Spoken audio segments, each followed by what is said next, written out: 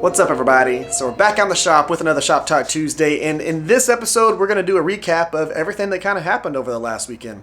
So of course, one of the big standouts would be Blade Show Texas 2024. Now, if you're interested in kind of like a in-the-moment recap of what's going on there, all you got to do is watch my live streams. So I've got 2 live streams. I went live on Friday. I went live on Saturday. Saturdays is like 3 hours long. You can see me actually interact with people. Plus, I actually do some walk-arounds and show y'all some of the things that stood out towards me. Plus, some of the things that y'all actually asked me to show you. So I got all of that in those live streams if you want to go check that out. Now, when it comes to some of the stuff that I was able to scoop up while I was there, we're going to start off with 2 of my favorite things that I got from Blade Show. Now, of course, those are my two bastard hammers. So I got these from 2 Basterds, of course. They hand-delivered them to my table that I was at. So we got a huge 5-pound fat cross-peen hammer and my straight peen, cross-peen right here. So, of course, this is a lot lighter than this one. This one's huge. This one's massive. That's a big hammer. And boy, do they look sexy. So, got the 2 Basterds on there right there. Of course, Frank brought those by. Now I've got 3 of his hammers in the shop. Plus, I've got a couple more on the way. Now, of course, we have the hammers. Super stoked about those. I was able to get a few other things. So, I got some handle materials. I really didn't spend a bunch of money in this show. And the primary reason behind that was because I was there to make money. I had a table. I was there to try and make money because knife making is my income now. So, kind of have to go there, spend some money, and not really spend much. But I did get another piece of live edge wood. So you've got the live edge right there. Y'all will get to see that on an upcoming knife build. This is ash. And boy, does it have some good looking grain. So I've got this. That's going to end up turning into a chef's knife handle. Plus, I've got this piece of bone right here. Look at how cool the back side of this looks. Look at that. So this is going to be going on a project that y'all have already seen that I've started. And I needed a bone handle, so I got a bone handle. So we got that. I went through and I dug through pretty much everything that anyone had there until I found the right color and size that I wanted. And that is that one right there. So we have that. Now a couple of other things that I got dropped off to me. So from the pin sponsor for the YouTube Knife Makers Challenge, they dropped off some different pins. Of course, these are all mosaic pins. Little Tree of Life, little Donald Trump, Texas right there, and then a little flag. Got those dropped off. I am going to be doing a little bit of giveaways because I have, right behind my water bottle over here, I've got about 50 of them. So I'm probably going to do some giveaways and send some of those out to y'all. But we've got those. Plus, I was able to scoop up a little bit of bar stock from Maritime Knife Supply. They were going around and giving these to a few of the vendors that were there, a few of the exhibition people. So, got that. It's another piece of 1080. I do have a 4-foot bar of it, but right there, this is the slightly larger version. This is the slightly smaller version. So, we're going to end up forging something out of that on one of the live streams. Now, when it comes to stuff that I got, that was primarily it.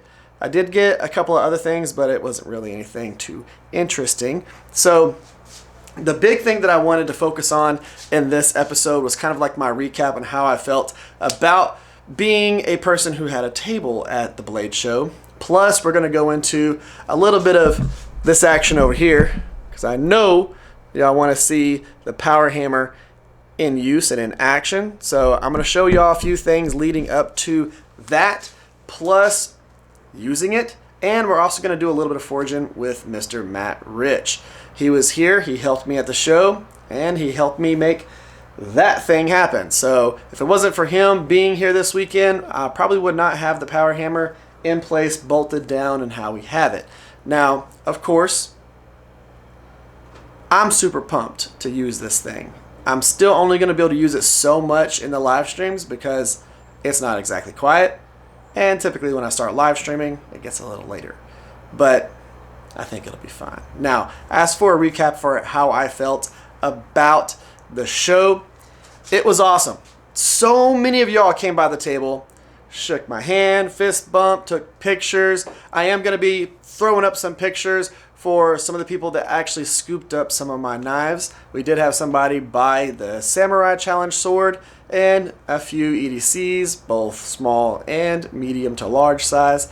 So it is pretty cool. I'm super happy that people came out, said what's up, scooped up some stuff, and it was a good weekend all around. I had an absolute blast. Like I said, I'm gonna go ahead and pop those up. Let's pop those up right now. So while I'm talking, we'll have those on the screen.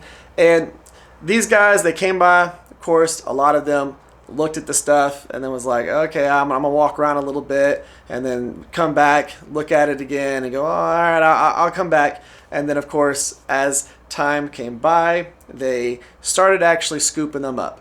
And I thought that was really, really, really awesome. Now, of course, my hammer guy is the one who bought the full forge knife that I ended up doing, the one that had the tip break off of it. He scooped that up, and I'm really appreciative of that.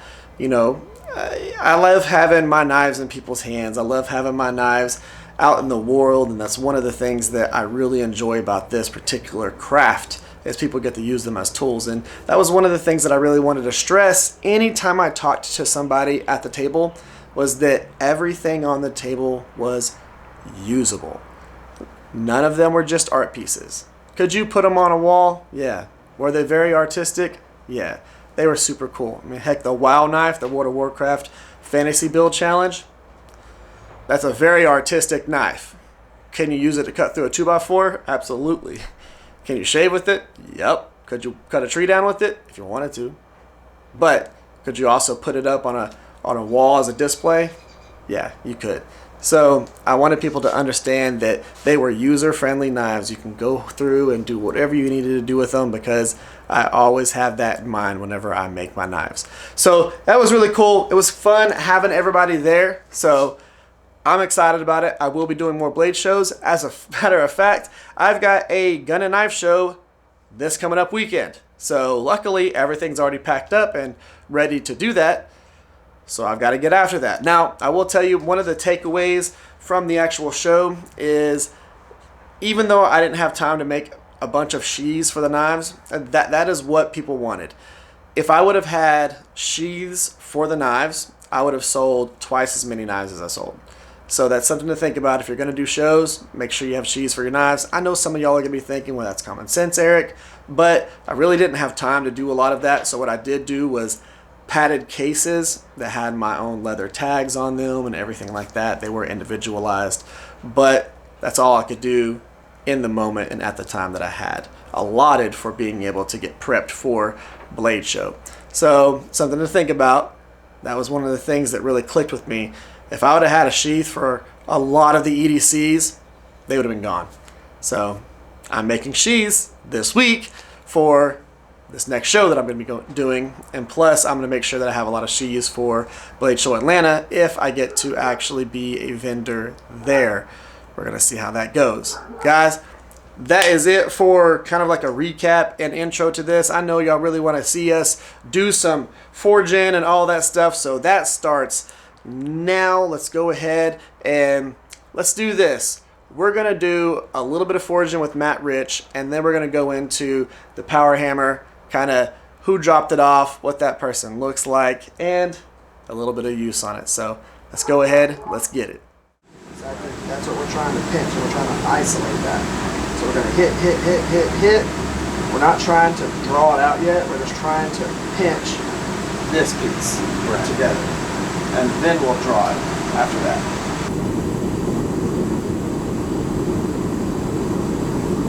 We're just going to pinch it with these front two fingers, and then let the hammer do its job. Let it rebound back up into your hand. So when you're coming down, it's going to bounce, come back up. You're just going to do that. You're not trying to grip it like a framing hammer and smack it. You want to be able That's to... a good thing to bring up too. It's not a framing hammer. Not a framing hammer. You just want to literally bounce it. Bounce it. Because I think anybody that naturally picks up a hammer, they want to grab it and like, yeah, well, let's go build a house. Correct. And you don't need to do that with these. Got that? There you go.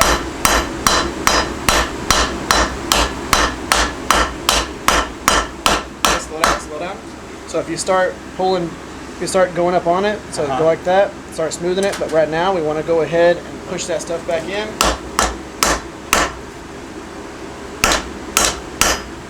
There you go. Now go ahead and put it back in the forge. You're good. Put it back. There you go.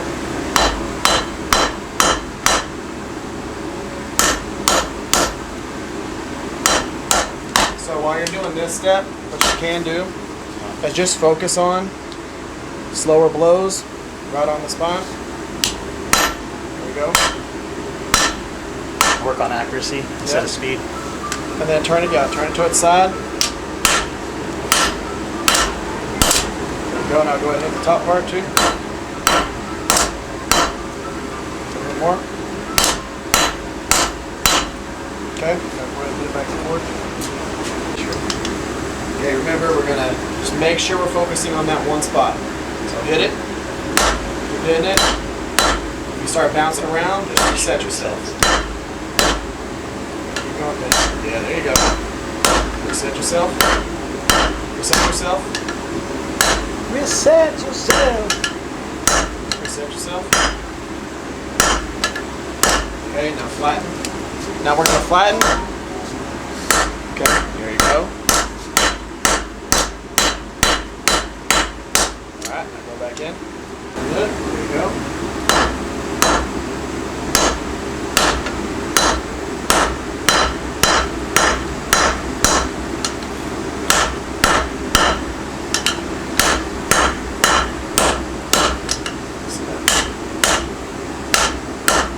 Okay, now flatten.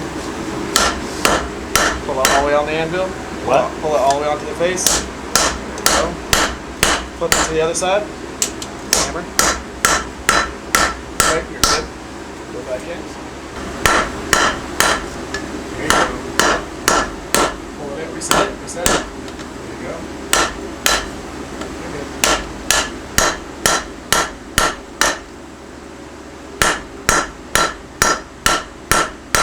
Go inside.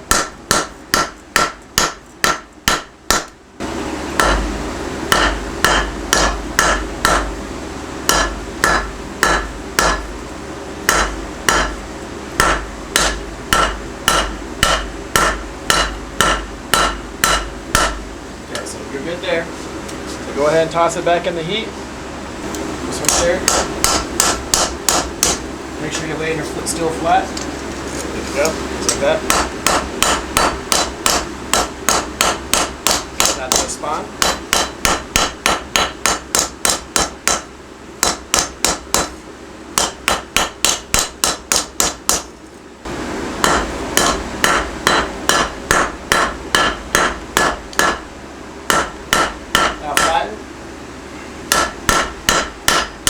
Back on your spine. There you go. No. Okay. Just like you're doing. Now flatten. Alright. Okay, now back in the forge. Yep, just like that. So go ahead and start bringing your tongs up just right there. Now I'll start hitting here.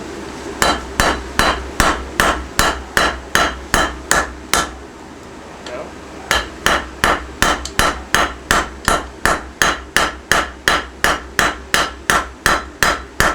Now flatten.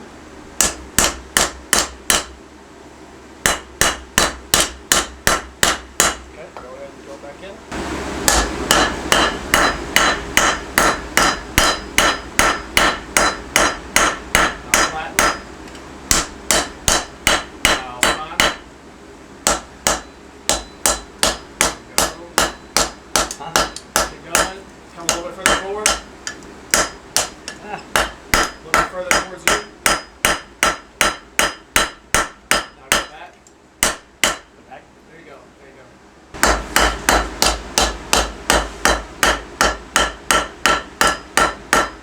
that back.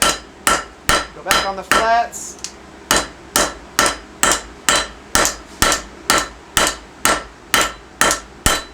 Back on the spine.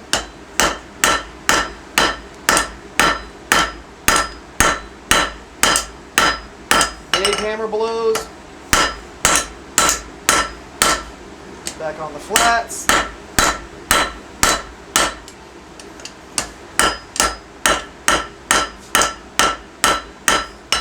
A little bit more to it, a little bit faster. Now keep moving this. You want to try and keep that in one position.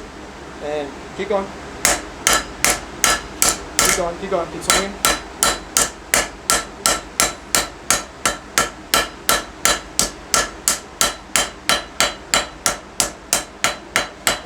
You're a power hammer. You're moving it in the same exact, hammer's going same spot, and you're moving the steel and letting the hammer do its job, just like that. There you go. That's going to keep your hammer blows consistent.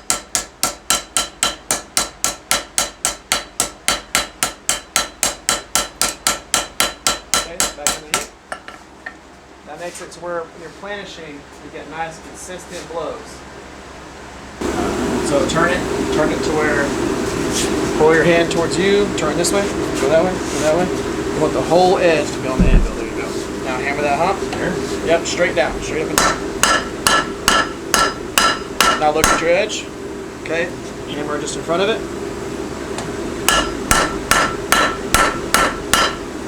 Hammer a little bit further forward.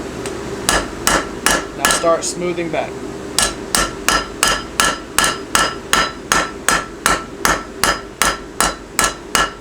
Bring it back on the anvil. Bring the whole blade back on the anvil. There you go. Alright, let's go ahead and put it back in the heat. But you're going to do that same thing. It's going to get that edge nice and straight. Yep.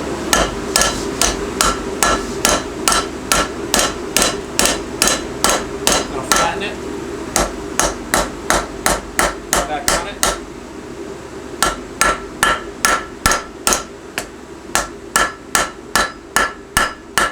Now flatten it.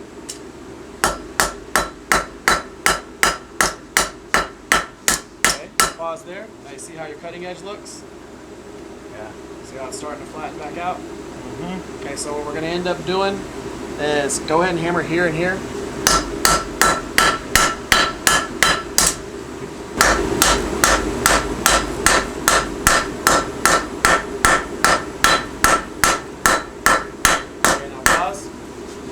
Peek at it, we're doing good. Let me see it real quick. So we're gonna come in and we're trying to like glance off the front. Flatten. Again, almost glancing.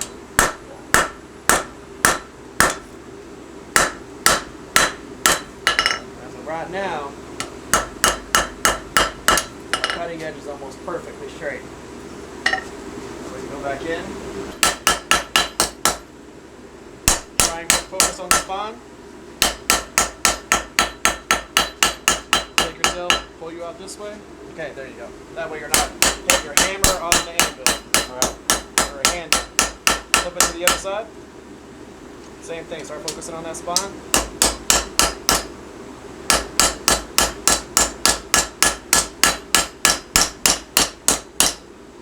Let's go ahead and go back in the heat.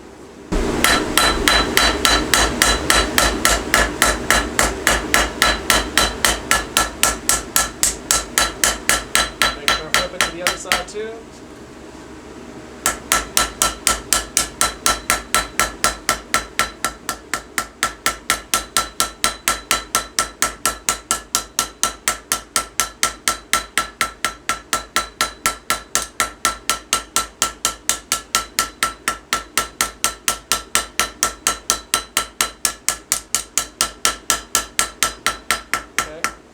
Nice thing about that is you plenish, lower heat.